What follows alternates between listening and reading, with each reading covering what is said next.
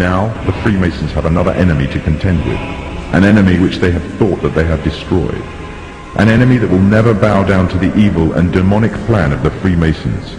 That enemy is Islam, and against it they have declared war. However, the Muslims have already been forewarned about an enemy that will face them, the last prophet of God. Muhammad said that a man will appear after the Muslims have conquered a Roman city called Constantinople. He will first appear as a tyrannical king, then he will be claimed to be a prophet, and finally he will claim to be the Lord God himself.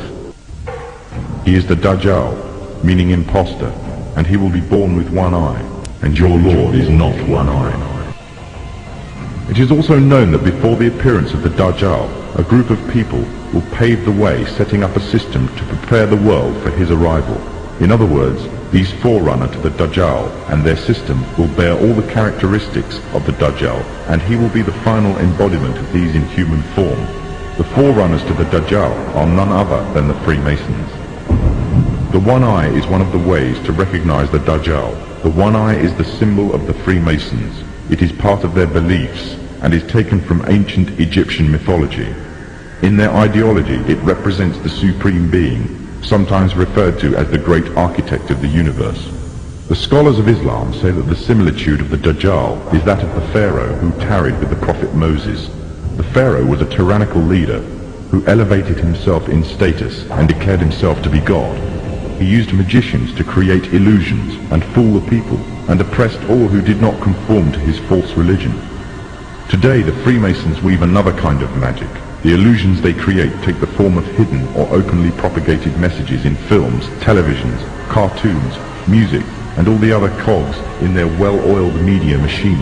And this same media machine has continuously been put into action to slander and destroy the character of Islam, following another trait of the Dajjal, who goes further and slanders God directly.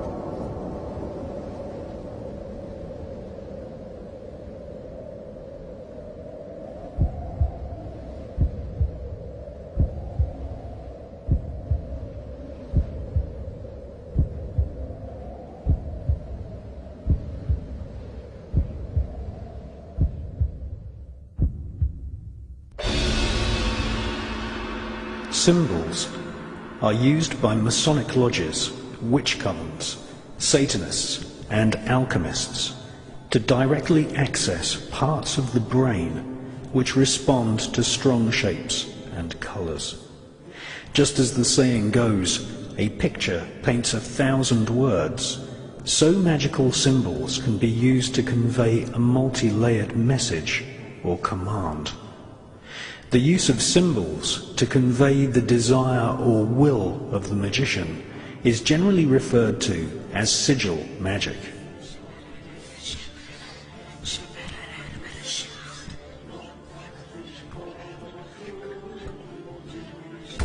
To make a magical sigil, you first write down your desire or spell.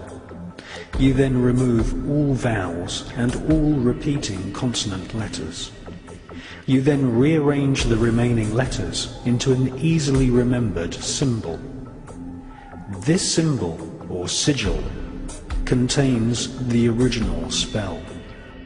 Sigils are often found in company logos. Every time you watch television, visit the supermarket, or walk the street, your subconscious is bombarded with sigils. In fact, you are living in one giant sigil.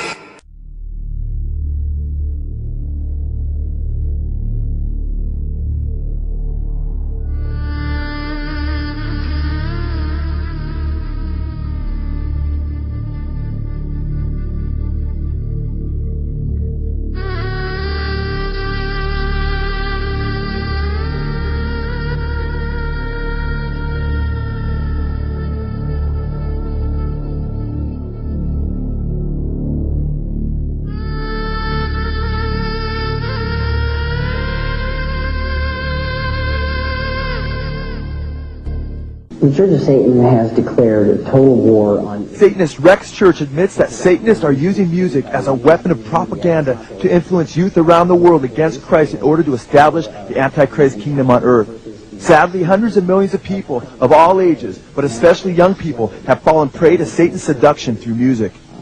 Art, music, writing, effectively what we call propaganda, the dissemination of information to influence what we call iron youth.